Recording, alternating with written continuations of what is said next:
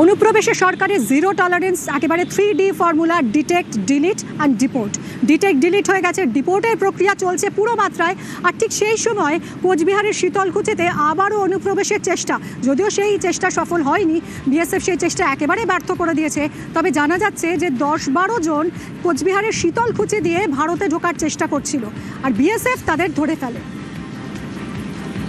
রাজেশের সঙ্গে আরো কথা বলবো। রাজেশ, এই 10-12 জনেরা কি কারণে ভারতে প্রবেশ করছিল, কিভাবে ধরা পড়লো?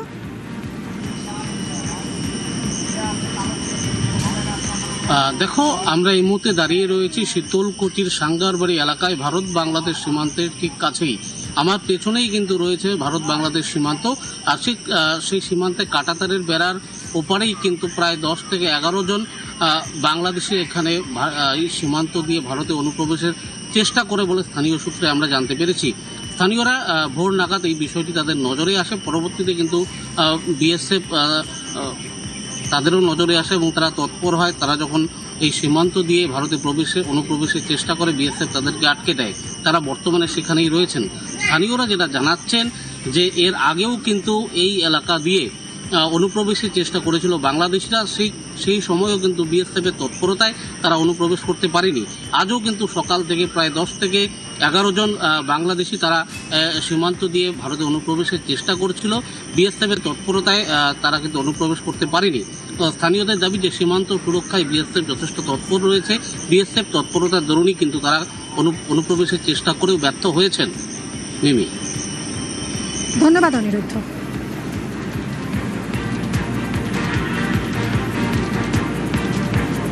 দেখি ওই দিক থেকে কিছু লোকজন আসতেছে, ওই দিকের পুলিশ পাঠায় দিচ্ছে যে আপনারা যে দিক থেকে আসছেন ওই দিকে চলে যাও। তারপর এদিকে আমাদের এইদিকের বিএসএফ মানা করছে, না আসা হবে না। ওই দিক থেকেও চিল্লা হাল্লা করছে ওদেরকে, যাও যাও চলে যাও। এই দিক থেকেও বলছে না আসা হবে না। এখন ওরা আমাদের ইন্ডিয়ায় আছে বসে, বাংলাদেশের পুলিশ ওই দিকে আছে দাঁড়িয়ে, যাতে ওরা ওইদিকে যেতে পারে না। ভারতে নিয়ে যাও, ভারতে নিয়ে যাও, এইভাবে বলেছে ওদিকের বিএসএফ। তারপর আমার ভারতের লোক, বর্ডারের লোক বিএসএফ ঢুকবে না। কতজন আসছে ওখানে? 11 জন আছে। 11 জন। সকালবেলা বাংলাদেশ থেকে মাইকিং করছে, ভারতে ঢোকান, ভারতে ঢোকান। হ্যাঁ। কটার দিকে হবে এটা? এইটা ধরো 6টাতে। অনুপ্রবেশ আটকাতে এবার বিএসএফ এর নতুন ফর্মুলা। এই ফর্মুলা পাঠিয়ে দেওয়া হবে সীমান্তবর্তী জেলাগুলোতে এবং 1 থেকে 1.5 মাসের মধ্যে সেই ফর্মুলা কার্যকর করতে হবে, এরকমই নির্দেশ দেওয়া হয়েছে।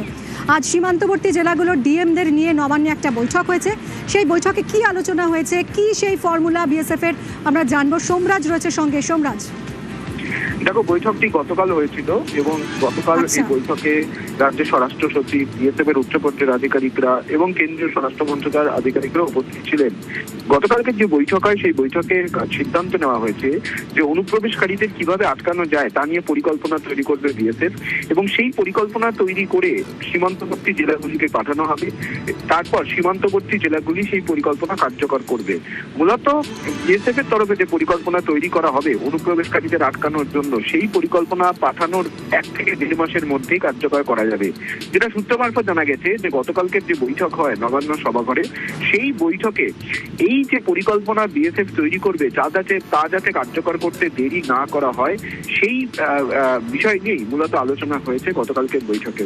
গতকাল দীর্ঘক্ষণ নবান্ন সভাঘরে এই বৈঠকটি হয়, যেখানে বিভিন্ন প্রস্তাব রাখা হয় অনুপ্রবেশকারীদের আটকানোর জন্য এবং তারপরেই যেটা সূত্র মারফত জানা আছে যে বিএসএফ এর তরফেই পরিকল্পনা তৈরি করা হবে এবং সেই পরিকল্পনা সীমান্তবর্তী জেলাগুলিকে পাঠানো হবে।